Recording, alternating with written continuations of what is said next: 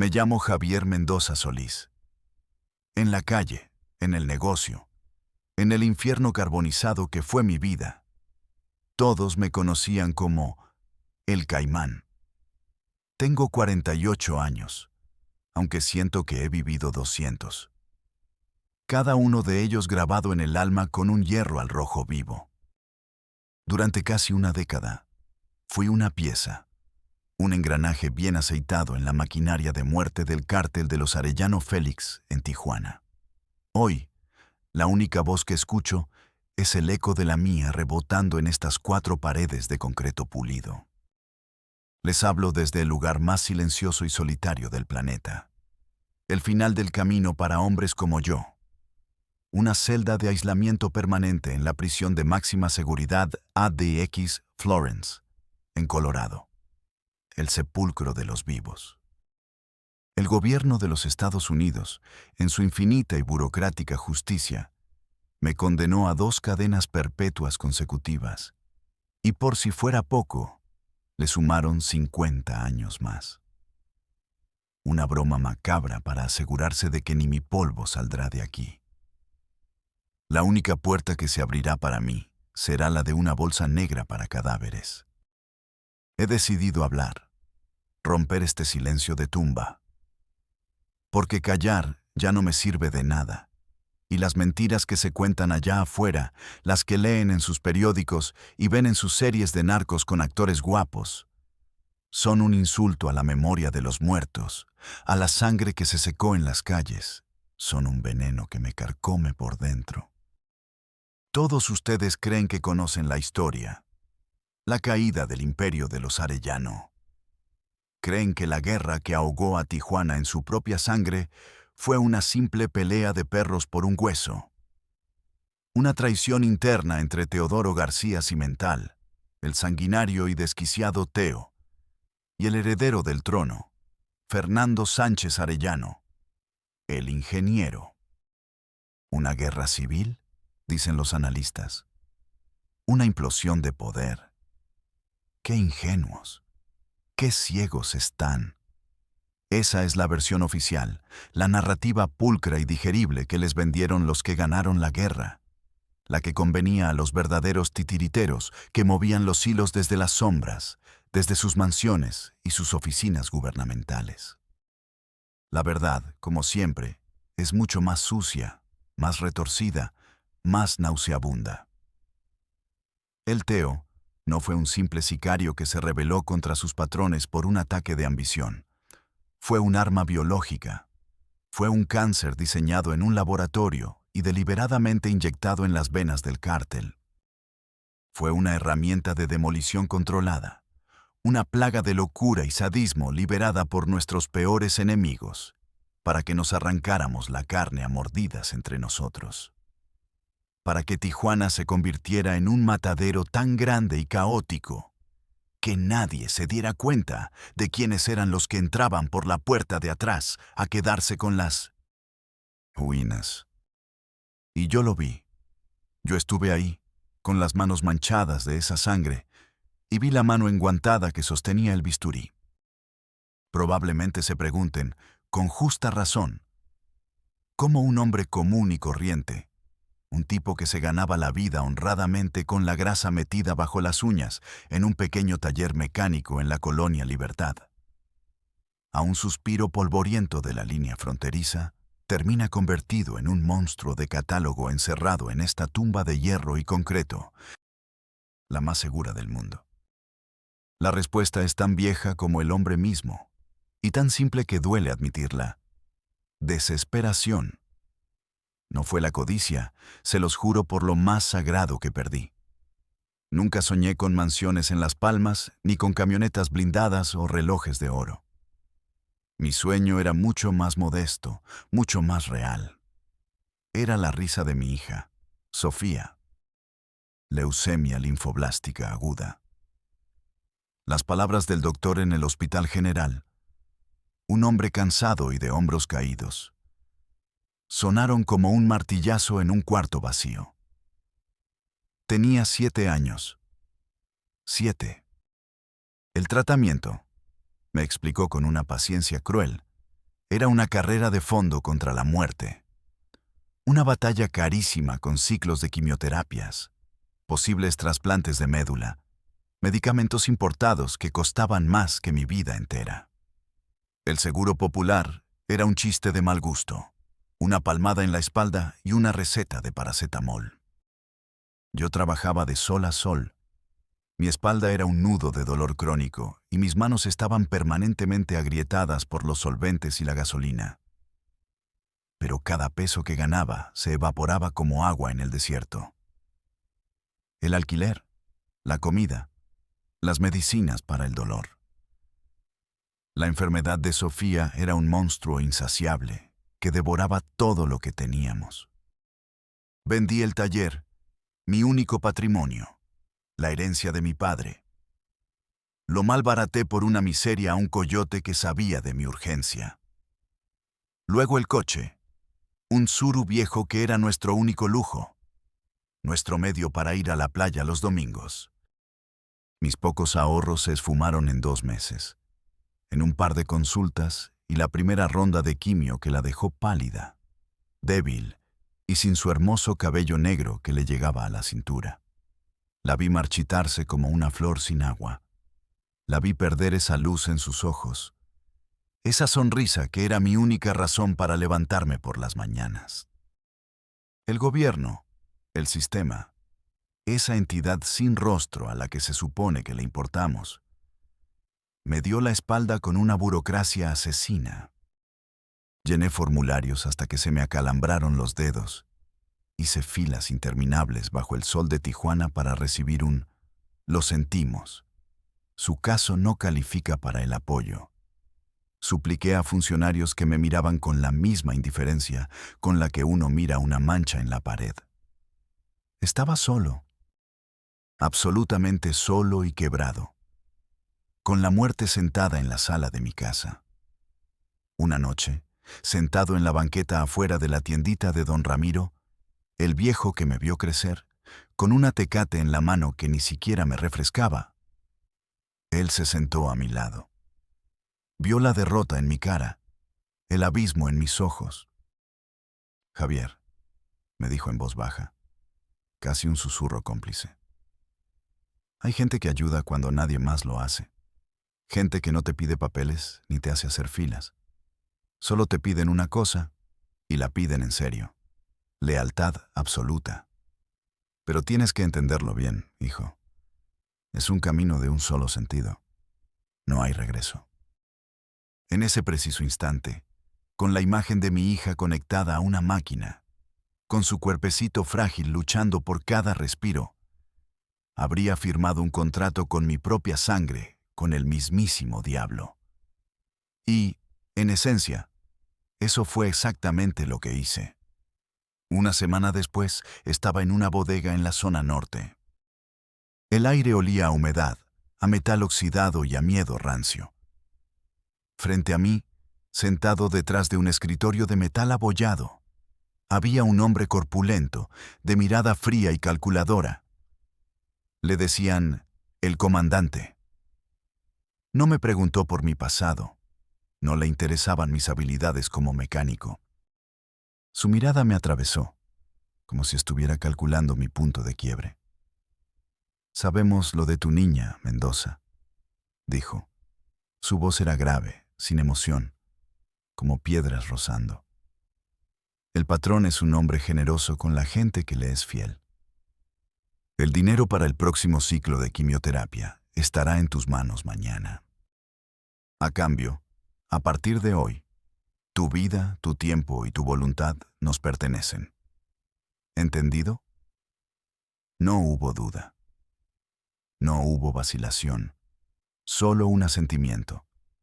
Un simple movimiento de cabeza que selló mi destino. En ese momento no lo sabía. Pero no solo estaba vendiendo mi alma por la vida de mi hija. Estaba firmando la sentencia de muerte de incontables desconocidos y poniendo en marcha el reloj de mi propia condena en este infierno de concreto. Al día siguiente, un joven en una motocicleta me entregó un sobre grueso, abultado de billetes de $100. El alivio fue tan intenso que casi me hizo vomitar.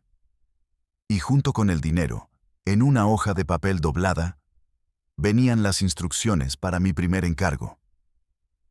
Mi bautismo de fuego no fue lo que uno se imagina por las películas. No me pusieron un cuerno de chivo en las manos y me enviaron a un enfrentamiento. Fue algo mucho más sutil. Una prueba de temple, de obediencia ciega. De ver si era capaz de seguir órdenes sin hacer una sola pregunta. El comandante me citó en un estacionamiento abandonado cerca del río, donde los adictos iban a picarse. El olor a orines y a basura era penetrante. Me entregó las llaves de un Ford Grand Marquis de los 80, color vino, feo como un pecado, pero con el motor ajustado para correr. Sonaba como un demonio enjaulado. «Este es tu trabajo de hoy, Caimán», dijo, usando por primera vez el apodo que se me quedaría pegado como una segunda piel, como una marca de ganado. «Vas a manejar este carro. A las 10 de la noche en punto, ni un minuto antes, ni un minuto después. Lo vas a estacionar en la esquina de la calle Segunda y Constitución, justo frente a la farmacia que nunca cierra. Te bajas, dejas las llaves puestas, pegadas con cinta adhesiva a la visera del conductor para que no se caigan. Caminas 2 cuadras hacia el norte, sin voltear a ver atrás por ningún motivo. ¿Me escuchaste? Por ningún puto motivo. Te metes al bar La Movida.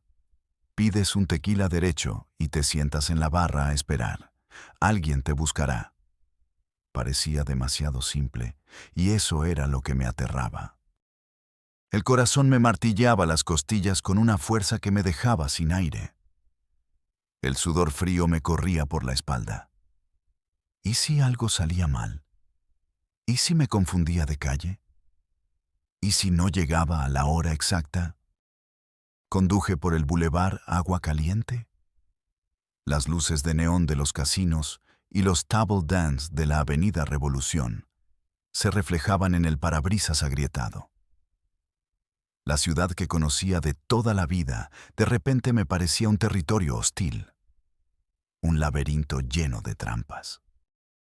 Cada patrulla de la municipal que veía en el retrovisor me provocaba una descarga de hielo líquido en las venas. Me imaginaba la cara de Sofía preguntándole a su madre por qué no volvía a casa. Llegué a la esquina designada a las 9:59. El pulso me retumbaba en los oídos, un tambor sordo que ahogaba el ruido de la ciudad. Hice exactamente lo que me ordenaron. Apagué el motor. Pegué las llaves a la visera con el trozo de cinta que me habían dado. Me bajé, cerré la puerta con una suavidad que no era mía y empecé a caminar. La parte más difícil fue no voltear. Cada fibra de mi ser, cada instinto de supervivencia, me gritaba que me diera la vuelta, que viera qué pasaba. Pero me contuve. Mi disciplina, mi obediencia, era lo que estaban probando. A la media cuadra, escuché el chirrido agudo de las llantas de una camioneta Suburban frenando en seco. Luego, el sonido sordo de puertas abriéndose.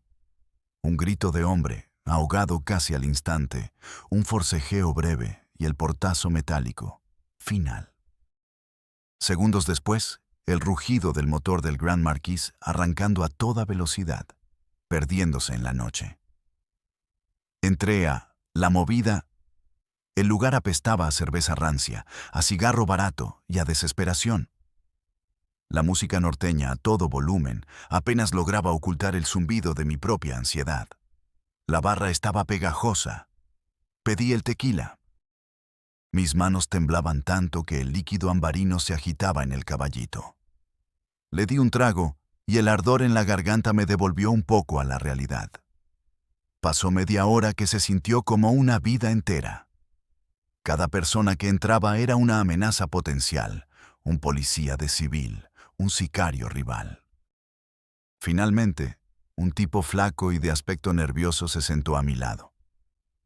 No cruzamos palabra. Solo deslizó un sobre idéntico al primero por la barra, dándole un empujoncito con el dedo. De parte del patrón. Buen trabajo, susurró, y se levantó y se perdió entre la gente. Abrí el sobre debajo de la barra. Dentro había más dinero del que yo había ganado en 6 meses de trabajo en el taller. En ese instante, la venda se me cayó de los ojos. No había sido un simple chofer. Había sido el cebo, la primera pieza en el mecanismo de un levantón. El coche que entregué fue el vehículo para secuestrar a un empresario joyero que se había negado a pagar el derecho de piso. Yo no había disparado. No había golpeado a nadie. Pero mis huellas estaban por toda esa operación. Mis manos estaban igual de manchadas de sangre. Esa noche, el mecánico Javier Mendoza, el padre preocupado, murió para siempre. En su lugar nació el Caimán, un hombre que aprendió a construir un muro de hielo alrededor de su corazón para poder seguir funcionando, para que su hija tuviera una oportunidad de vivir. Los encargos se hicieron más frecuentes. Pasé de ser chofer a ser un hombre de logística. Movía coches enfierrados de una casa de seguridad a otra. Iba a rentar apartamentos en zonas residenciales usando identificaciones falsas. Compraba docenas de teléfonos de prepago. A veces me tocaba hacer de halcón, pasar horas en un coche vigilando los movimientos de un objetivo, reportando cada detalle por radio. Era bueno en eso. Callado, meticuloso, invisible. Mi pasado de hombre común era mi mejor disfraz. Me gané la confianza del comandante. Y con la confianza, vino el acceso a los círculos más internos de la organización. Fue entonces cuando el suelo bajo nuestros pies comenzó a agrietarse. La violencia en Tijuana siempre había existido, pero esto era diferente. Empezaron a aparecer cuerpos desmembrados en las colonias populares, cabezas en hieleras abandonadas frente a edificios de gobierno, narcomantas colgadas de los puentes con mensajes de una brutalidad inédita. La prensa, los noticieros, todos hablaban de una fractura interna. Teodoro García Cimental, el Teo, alias el Tres Letras, hasta entonces un sanguinario pero leal jefe de sicarios, se había rebelado contra el sobrino de los jefes, Fernando Sánchez Arellano, el ingeniero. La ciudad se partió en 2 de la noche a la mañana. O eras gente del Teo, o eras gente de la familia. No había terreno neutral. La lealtad se medía en sangre. Tijuana se transformó en un campo de batalla urbano. Las balaceras a plena luz del día se volvieron comunes. La gente dejó de salir de noche. El miedo era una niebla espesa que lo cubría todo. Yo, por supuesto, me mantuve en la línea original, con la gente de El Ingeniero. Y fue en una de esas noches de paranoia y plomo, cuando la ciudad ardía, que tuve mi revelación. El momento en que se corrió el telón y vi la verdadera y monstruosa cara del juego. Estábamos acuartelados en una casa de seguridad en Playas, una de esas casas de ricos con vista al mar, esperando la orden para reventar una casa de cambio en la zona Río que, según la inteligencia, estaba lavando millones para el Teo. Éramos unos 10 hombres, nerviosos, aceitando las armas, el olor a solvente de limpieza de rifles llenando el aire. De pronto, llegó el comandante. Pero no venía solo. Con él venía un hombre que no era de los nuestros. Era alto, vestía una camisa de seda, botas de piel de avestruz y un cinturón piteado que gritaba «Sinaloa». Su acento, al saludar, confirmó la sospecha. Hubo un silencio tenso. Se suponía que esa gente era nuestro enemigo mortal. Lo llevaron a un cuarto en la parte trasera de la casa. A mí me ordenaron quedarme de guardia en la puerta. Nadie entra, Nadie sale, Caimán. Y mantén los oídos cerrados. Lo que se hable aquí, aquí se muere. Pero las paredes de esa casa eran de tabla roca barata. Encontré un pequeño conducto de ventilación cerca del suelo. Pegué la oreja al metal frío y lo que escuché me heló la médula espinal y reconfiguró mi universo. No hablaban como enemigos mortales. El hombre de Sinaloa no era un prisionero ni un negociador suplicando. Hablaba como un socio mayoritario revisando el progreso de un proyecto. Se referían a el Teo, no como un traidor o un perro rabioso, sino como un activo, como una herramienta. El Tres Letras está haciendo un desmadre de primera, justo como lo planeamos, dijo la voz sinaloense, con un tono de satisfacción empresarial. Nos está limpiando la plaza gratis, carnal. Los tiene a ustedes vueltos locos, peleando entre hermanos, gastando parque, gastando gente valiosa. Los está desangrando desde adentro. Está depreciando sus activos humanos, por así decirlo. Cuando terminen de matarse entre ustedes, cuando Tijuana esté de rodillas suplicando por paz, nosotros vamos a entrar a barrer las cenizas y poner orden, nuestro orden. Mi jefe, el comandante, el mismo hombre que nos daba discursos sobre la lealtad a la familia Arellano, el que nos mandaba a morir por ese escudo, solo asentía y discutía los detalles. Hablaban de porcentajes, de rutas de trasiego que serían cedidas, de cómo la DEA estaba siendo dirigida por sus informantes para enfocar toda su presión en la estructura de El Ingeniero, dejando el campo libre para que el Teo y, por extensión, el cártel de Sinaloa operaran con impunidad. Me despegué de la pared, sintiendo náuseas. No era una guerra civil. Era una adquisición hostil. Una compra de la empresa usando a su empleado más desquiciado y violento como el agente de demolición. El Teo no era el enemigo principal. Era el arma del verdadero enemigo. Uno mucho más grande, rico y poderoso, que se sentaba a negociar con nuestros propios líderes nuestra destrucción. Toda la sangre derramada, todos los compañeros caídos, los amigos que había visto morir en emboscadas. Todo era un simple ajuste en la hoja de balance de un negocio. La lealtad por la que matábamos era una farsa. Éramos peones prescindibles en un tablero de ajedrez inmenso, y nuestros propios reyes nos estaban sacrificando para salvarse ellos. Esa noche, el miedo que sentía se transformó en algo mucho más frío y peligroso. La certeza absoluta de que en este mundo no existía el honor, ni la familia, ni los códigos. Solo existía el poder y el dinero. Y en esa ecuación, todos los que estábamos en la calle éramos carne de cañón, completamente desechables. A partir de ese descubrimiento accidental, mi posición cambió drásticamente. Mi silencio me hizo valioso. Mi eficiencia, indispensable para los pocos que, como el comandante, estaban al tanto de la gran traición. Dejé de ser un simple soldado de la logística para convertirme en un operador de confianza, un facilitador de la transición. Mi trabajo ya no era solo mover coches o vigilar casas. Mi trabajo era asegurar que la demolición controlada de mi propia organización se llevara a cabo sin contratiempos, una tarea digna del infierno de Dante. Una de esas misiones me marcó especialmente. El comandante me llamó. Caimán, necesito que le entregues algo a el Muletas. Personalmente. Raidel López Uriarte, el Muletas, era la mano derecha de El Teo, un psicópata notorio.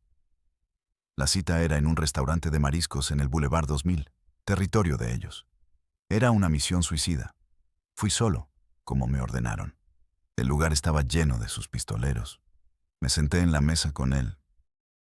Era un tipo delgado, con una cojera pronunciada, pero con unos ojos muertos, sin vida, que te helaban la sangre.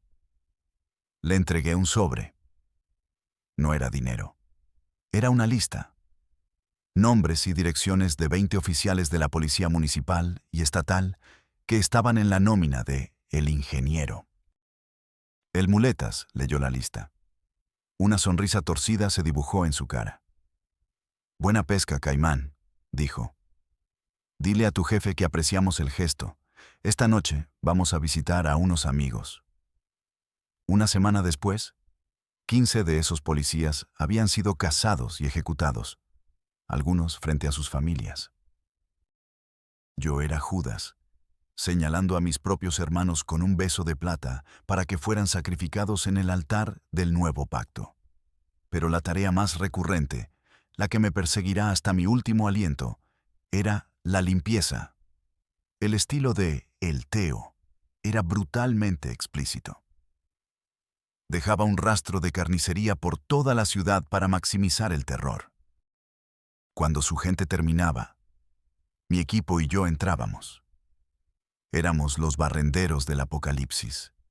Íbamos a las casas de seguridad donde habían torturado gente, a los terrenos baldíos donde abandonaban los cuerpos. Recogíamos los restos, a veces de gente que conocíamos, de antiguos compañeros que habían elegido el bando equivocado en una guerra que era una mentira, y los llevábamos al este de la ciudad, a un rancho olvidado por Dios, donde nos esperaba Santiago Mesa López, el pozolero. Lo que vi allí me rompió algo por dentro que nunca sanó. Santiago no era el monstruo que uno imagina. Era un albañil, un hombre de pocas palabras, casi amable, que había perfeccionado un método de eficiencia macabra. En una fosa tenía tambos de 200 litros sobre quemadores de gas. Lo vi, con la misma calma con la que un cocinero prepara un caldo. Disolver cuerpos en sosa cáustica y agua hirviendo. El olor era indescriptible. Una mezcla dulzona y ácida de químicos, grasa y carne quemada que se te impregnaba en la ropa, en la piel, en el fondo de la garganta. No importaba cuánto me tallara en la ducha. Ese olor me acompañaba durante días, me despertaba en las noches. Según sus propias cuentas, disolvió a más de 300 seres humanos. Hombres, mujeres, lo que quedaba de ellos. Restos anónimos de una guerra fraudulenta. Me convertí en una máquina. Apagué mis emociones, me enfoqué en la tarea. El dinero seguía llegando a raudales. El tratamiento de Sofía iba bien. Los doctores decían que estaba en remisión. Y esa era el ancla que me mantenía atado a ese infierno.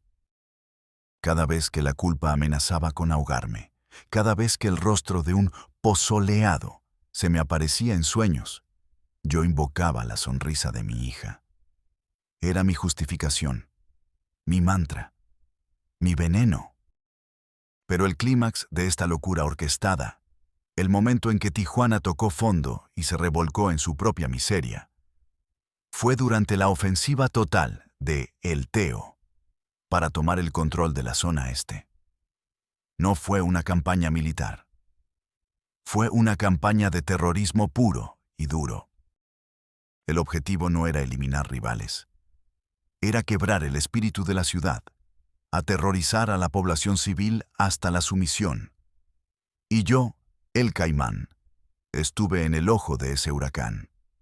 La noche que lo cambió todo empezó con una orden simple. Hay que calentar la plaza. Salimos de una bodega en Otay.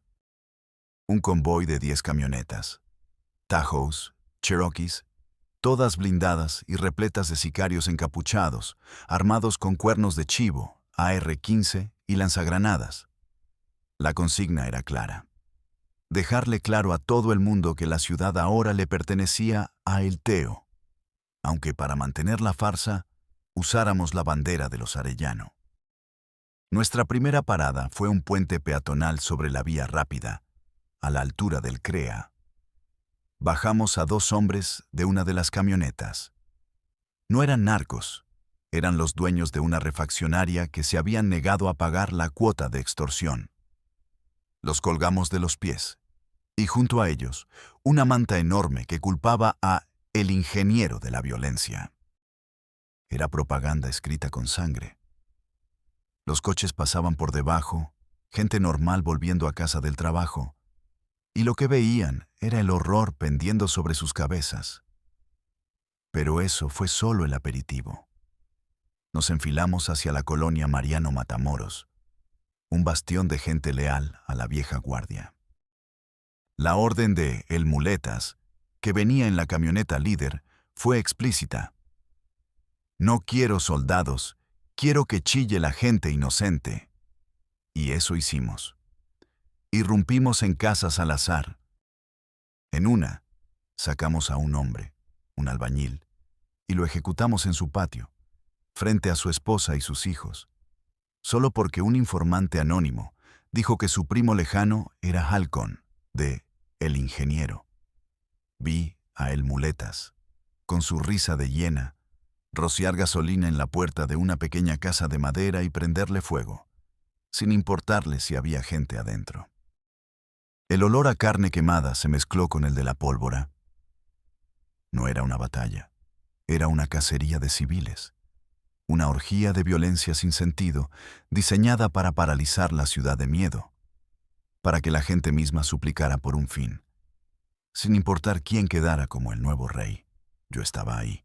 Mi función era asegurar el perímetro, mi AR-15 en mano. No disparé a ningún civil. Me lo repito cada noche en esta celda como un rezo inútil. Pero mi presencia, mi rifle, mi silencio cómplice, hicieron posible esa masacre. Y fue en medio de los gritos, las llamas y el ulular lejano de las sirenas, que a través de la ventana rota de una casa vecina, vi la cara de un niño. No tendría más de 8 años, la misma edad que mi Sofía. Estaba paralizado, con los ojos abiertos como platos, reflejando el fuego. Su rostro no mostraba solo miedo, sino una comprensión, la comprensión de que el mundo estaba habitado por monstruos.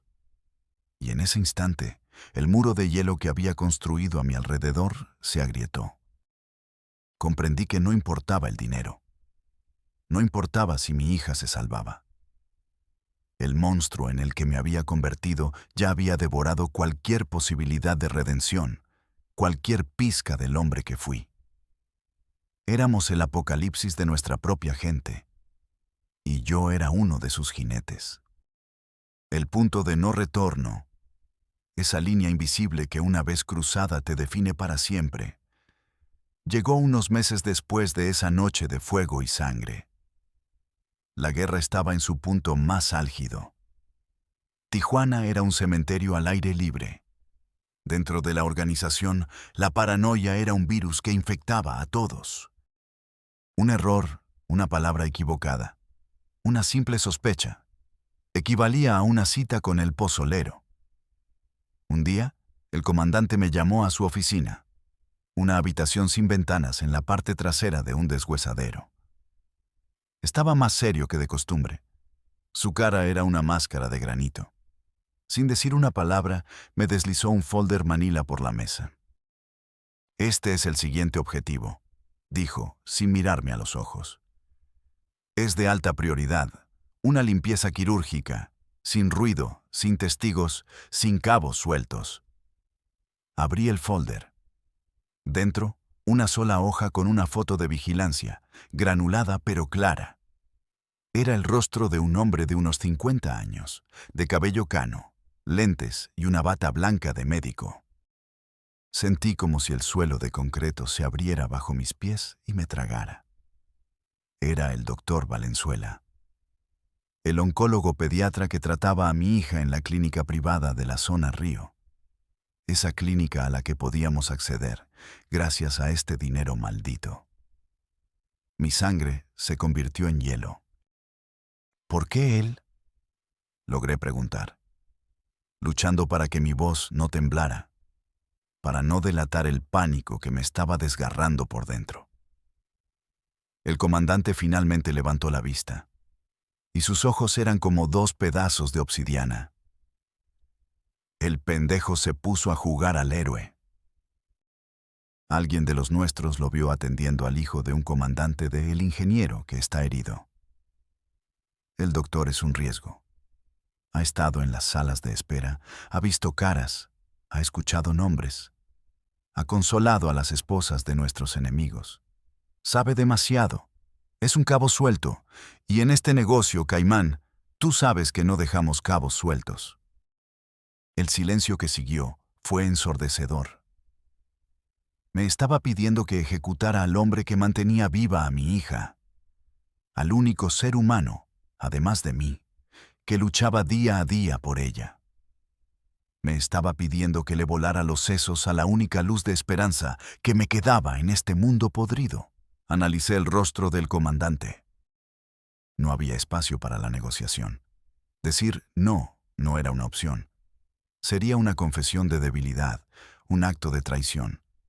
Me convertiría instantáneamente en el siguiente cabo suelto. Tragué saliva, el sabor amargo de la bilis en mi boca. Asentí lentamente. Considere lo hecho, dije, con una voz que no reconocí como la mía. Esa noche fue la más larga de mi vida. No dormí. Di vueltas en la cama de un hotelucho de mala muerte, con el fierro frío de mi pistola 9 milímetros en la cintura, sintiéndose como un trozo de hielo quemándome la piel. Mi mente era un campo de batalla. Me senté en el borde de la cama, la pistola en mis manos.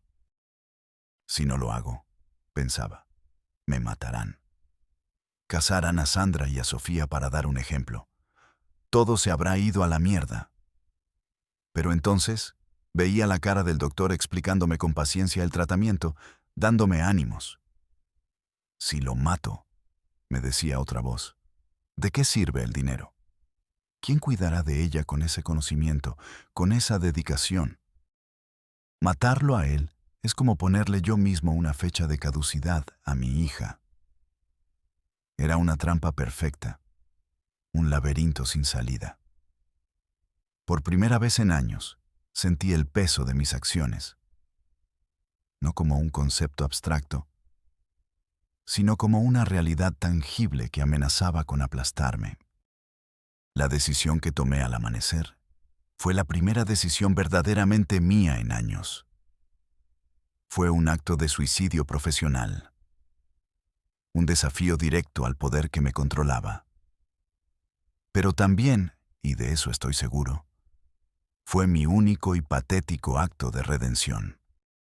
Al día siguiente, en lugar de emboscarlo en el estacionamiento de la clínica, lo esperé cerca de su casa en una colonia residencial. Cuando salió en su coche, le cerré el paso con mi camioneta. Se puso pálido como un fantasma, sus manos temblando en el volante. Me bajé, apuntándole ostensiblemente con el arma para que cualquier posible vigilante creyera que era un levantón. Bájese despacio y suba a la camioneta. No haga ninguna estupidez, le ordené. Una vez adentro, mientras conducía sin rumbo fijo, le expliqué la situación a toda prisa. Tiene que desaparecer. La organización lo ha sentenciado. No sé por qué, pero lo van a matar. El terror en sus ojos era palpable. Tiene 2 horas, le dije, enfilando hacia la garita de San Isidro. Llame a su familia, dígales que lo encuentren al otro lado. Coja lo que pueda cargar y cruce la frontera ahora mismo. No vuelva a México. Nunca, ¿entendió? Lo dejé a un par de cuadras de la línea. Antes de bajarse, se volvió hacia mí, con lágrimas en los ojos. Gracias. ¿Por qué? Yo no pude mirarlo. Sálvela, doctor. Fue lo único que pude decir. Siga salvando a mi hija desde allá. Volví a la ciudad y me presenté ante el comandante. Le mentí. Le dije que el trabajo estaba hecho, que había levantado al doctor saliendo de la clínica, que lo había llevado a un cañón por el rumbo de la Rumorosa y que ahí había quedado. Durante 3 días me creyeron. 3 días de una calma tensa en la que apenas podía respirar. Pero en el narco, las mentiras tienen las patas muy cortas y se pagan con la vida. Alguien, un halcón en la garita, reconoció al doctor cruzando a pie. La llamada llegó. Sabían que les había mentido. Sabían que los había desafiado. En ese preciso instante, dejé de ser el caimán, el operador de confianza. Me convertí en una presa. Y supe, con una certeza aterradora, que la cacería estaba a punto de comenzar. La vida de un fugitivo en su propio territorio es la definición del infierno.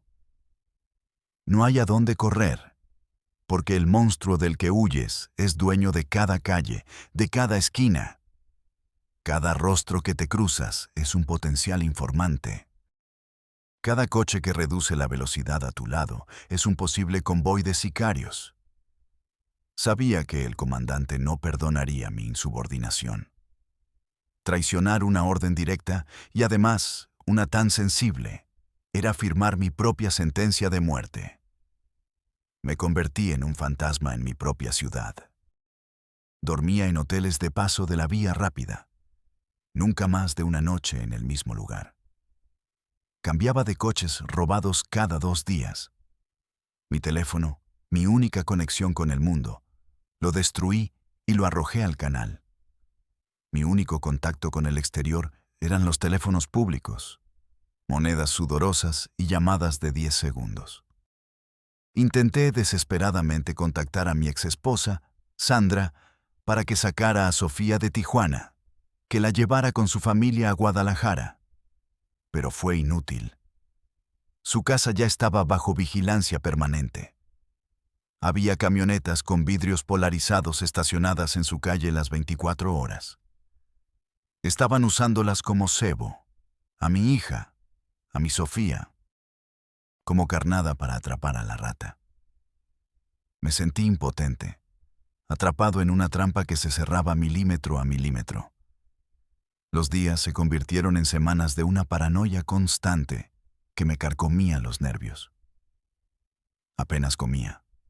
Sobrevivía a base de café y cigarrillos. El dinero que tenía ahorrado se esfumaba. Cada noche, al cerrar los ojos, no veía a los muertos que había ayudado a desaparecer, sino la cara de los cazadores que venían por mí. Y entonces cometí el error. Un error estúpido, nacido de la desesperación y el amor de un padre. Llevaba casi un mes sin saber nada de Sofía. La necesidad de verla, aunque fuera de lejos, era una sed que me estaba volviendo loco. Fui a las inmediaciones de la clínica, disfrazado con una gorra y gafas de sol, y usé un teléfono público para llamar al celular de Sandra. Le dije que necesitaba verla, que se asomara por la ventana de la sala de espera. Fue una trampa perfecta. A los pocos minutos de colgar, mientras mis ojos buscaban desesperadamente una señal de mi familia en el edificio, vi 2 camionetas tipo pick-up, negras, sin placas, doblando la esquina a toda velocidad. Pero no eran los sicarios que esperaba. Sus ocupantes vestían uniformes pixelados de camuflaje y llevaban armas largas con una disciplina que no era la de los narcos. Eran marinos. La Marina Armada de México. En una fracción de segundo, lo entendí todo. Me vendieron.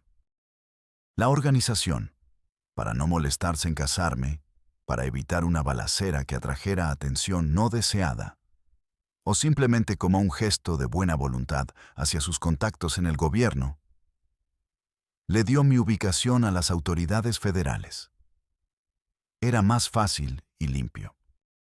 Me intercambiarán como un cromo repetido, probablemente a cambio de luz verde para un cargamento o la liberación de algún detenido. Corrí. Corrí como nunca en mi vida. Me metí de cabeza en un mercado sobre ruedas, derribando puestos de fruta, ropa de segunda mano y piratería. La gente gritaba. El caos se apoderó de la calle. Los marinos disparaban al aire. Sus órdenes de ¡alto!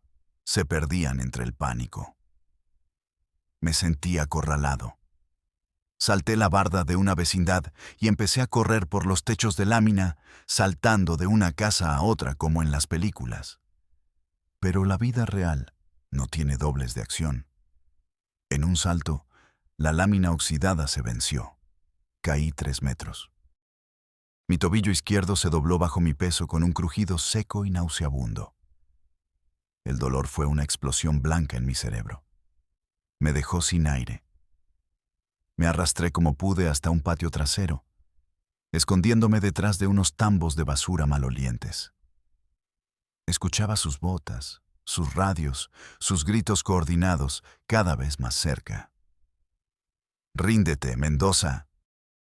La unidad está rodeada». Me quedé sin aliento.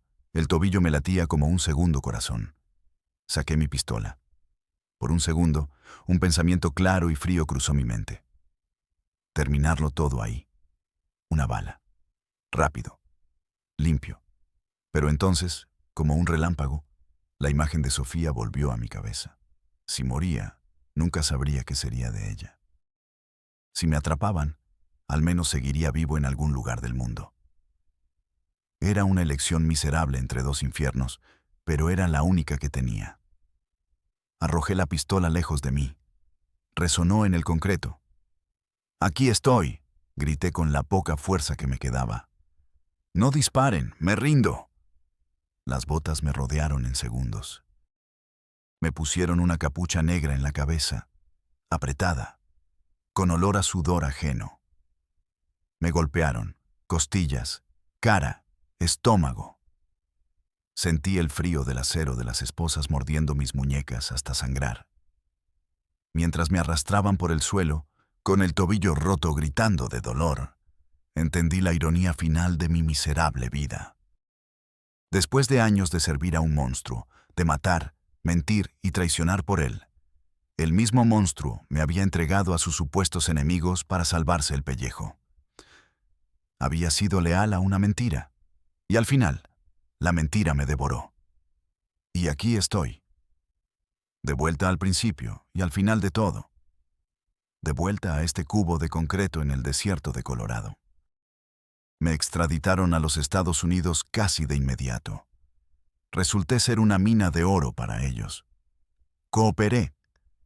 En salas de interrogatorio estériles, bajo luces fluorescentes que nunca se apagan, vacié todo lo que sabía. Les dibujé mapas de rutas, les di nombres, números de cuenta, ubicaciones de casas de seguridad. Les conté la verdad sobre la guerra, sobre el pacto secreto con Sinaloa, sobre la traición de nuestros propios líderes.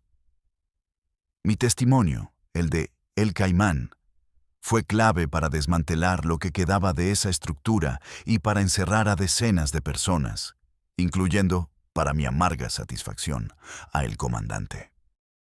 A cambio de mi alma, me dieron la vida en lugar de la inyección letal. Y lo más importante, metieron a Sandra y a Sofía en el Programa Federal de Protección de Testigos. Les dieron nuevas identidades, una nueva vida en algún pueblo anónimo del medio oeste americano, lejos de la frontera y de su veneno. Hace 3 años, la leucemia volvió. Sofía, mi Sofía, perdió la batalla final. Murió en un hospital limpio y tranquilo, en un país que no era el suyo, con un nombre que no era el suyo. Su madre me mandó una carta, la única comunicación que he tenido en una década. Me dijo que Sofía murió en paz, que hasta el último día creyó que su papá era un mecánico valiente que estaba en un trabajo muy, muy largo y muy lejos de casa. Esa mentira piadosa, el único legado limpio que pude dejarle, es lo único bueno que he hecho en mi miserable vida. ¿Por qué hablo ahora, entonces? ¿Por qué desenterrar a estos muertos? No es por buscar perdón. Para gente como yo no hay perdón, ni en este mundo ni en el que venga. No lo hago por redención. porque mi alma está tan manchada que ni todo el ácido del pozolero podría limpiarla. Hablo porque la máquina de muerte que yo ayudé a engrasar y a mantener sigue funcionando allá afuera. Los nombres cambian, las caras en los noticieros son otras, pero el sistema, la estructura, es exactamente la misma. Esos monstruos que ustedes ven en las noticias, los sicarios de 16 años, los capos con sus corridos, son solo los empleados, los gerentes de la sucursal del infierno, los verdaderos dueños del circo, los que se quedan con las ganancias multimillonarias. No se ensucian las manos con sangre. Visten trajes de Armani. Se sientan en consejos de administración de bancos internacionales que lavan su dinero. Ocupan escaños en el Congreso y puestos de poder en ambos lados de la frontera. Ellos son los que deciden, con una llamada telefónica desde un campo de golf, cuándo una plaza debe calentarse, quién debe vivir y quién debe morir. Todo basado en los fríos cálculos de sus libros de contabilidad. Yo estoy aquí, enterrado en vida. Mi historia personal terminó el día que me pusieron las esposas. Pero allá afuera, ahora mismo, mientras escuchas esto, hay un joven. Quizás un mecánico, como lo fui yo. Un campesino, un estudiante, un deportado sin esperanza. Un joven que está desesperado, que ve en el brillo del oro, en el poder de un arma, en la promesa de la vida del narco, una salida fácil, una escalera al cielo. A él le hablo. A ti. Escucha con atención la voz de este fantasma. Mira mis manos, aunque no puedas verlas. Están manchadas con la sangre de cientos y con la ausencia eterna de la única persona que amé en el mundo. Este camino no te lleva a una mansión con alberca. Te lleva, con suerte, a una fosa clandestina en el desierto. A una plancha de acero inoxidable en la morgue. O, si tienes mi mala suerte, a una caja como esta, donde el único sonido que escucharás por el resto de tu vida será el eco de tus propios lamentos. No hay salida. No hay honor. No hay lealtad. Solo hay un negocio y un vacío inmenso que te consume por dentro hasta que no queda nada de ti. No vendas tu alma. Es lo único que realmente posees. Y una vez que la pierdes, te lo juro por la memoria de mi hija, no hay absolutamente ningún camino de regreso.